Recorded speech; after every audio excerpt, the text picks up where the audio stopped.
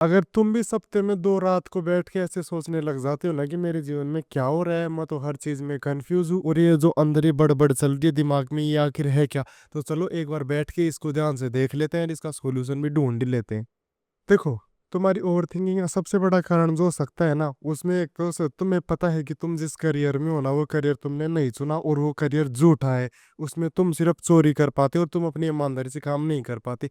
दूसरा, तुम जिस रिलेशनशिप में हो, वो रिलेशनशिप तुमने सबकॉन्शियसली चुन तो लिया था एक टाइम पे, लेकिन तुम उससे वो डिजर्व कर रहे थे जो तुम्हें लगा कि वो तुम्हें दे पाएगा, लेकिन वो नहीं दे पाता क्योंकि वो कभी दे ही नहीं सकता था। लेकिन उस डेस्परेशन में तुमने वो काम कर लिया। तुम्हें दिखता है कि तुम अपना टाइम वेस्ट कर रहे हो, तुम्हें दिखता है तुम अपना पोटेंशियल वेस्ट कर रहे हो, इसलिए ये रात की ओवरथिंकिंग तुम्हें परेशान करती है। और इसका सबसे बड़ा रीज़न ये है कि तुम वो नहीं सुनते जो सही है, अपन वो नहीं चुनते जो सही है, अपन चुनते हैं जो अपने को सेफ लगता है।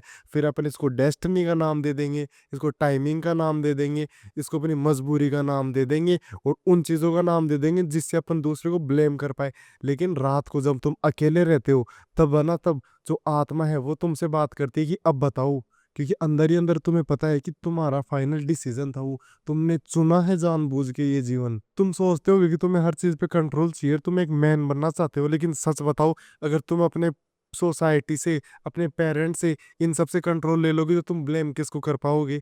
आज तो तुम बहुत आसानी से कह देते हो कि मैं मजबूर था क्योंकि मेरे पेरेंट्स ऐसे थे, मैं मजबूर था क्योंकि मेरी सोसाइटी ने मेरे हालात ऐसे कर दिए थे, मेरी टाइमिंग अच्छे नहीं थे, मेरे साथ के लोग अच्छे नहीं थे, मेरे दोस्तों ने धोखा दे दिया।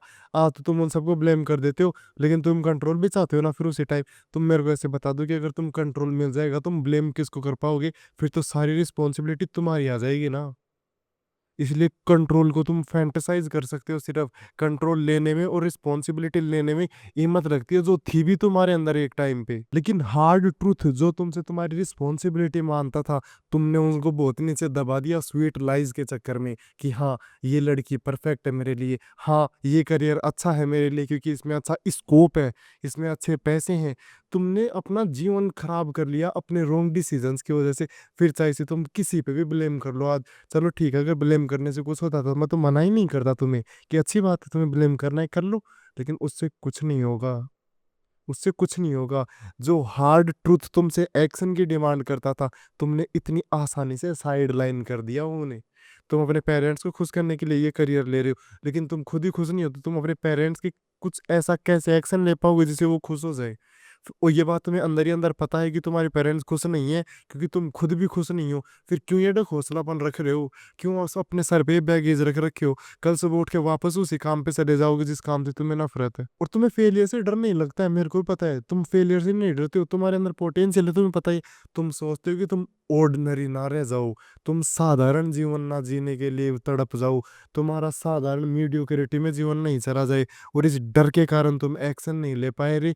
और सबकॉन्शियसली देखते ही देखते तुम्हारा जीवन सच में वही साधारण जीवन हो गया जिससे तुम नफरत करते हो। अब अगर तुम अभी भी मेरे से इसका सॉल्यूशन सुनने के एक्सपेक्ट कर रहे हो ना, तो वापस तुम उसी ट्रैप में जा रहे हो। तुम कंट्रोल किसी और को देना नहीं चाहते।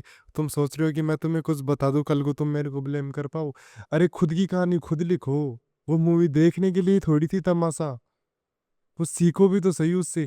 तुम्हारी हर चीज मूवी से सीखी हुई, प्यार के बारे में कुछ नहीं पता, मूवी से सीखा तुमने है। वेनसडे को वीडियो नहीं देखे क्या तुम? अपनी कहानी खुद लिखो। कब तक किसी और की जिंदगी जीते रहोगे? नहीं आए रात को नींद, कितना ही पैसा आ जाए, कितना ही अच्छा रिलेशनशिप हो, कितने ही तुम सुख के सपने देख लो, रात को नींद तो तभी आएगी जब अपना जीवन खुद जियोगे।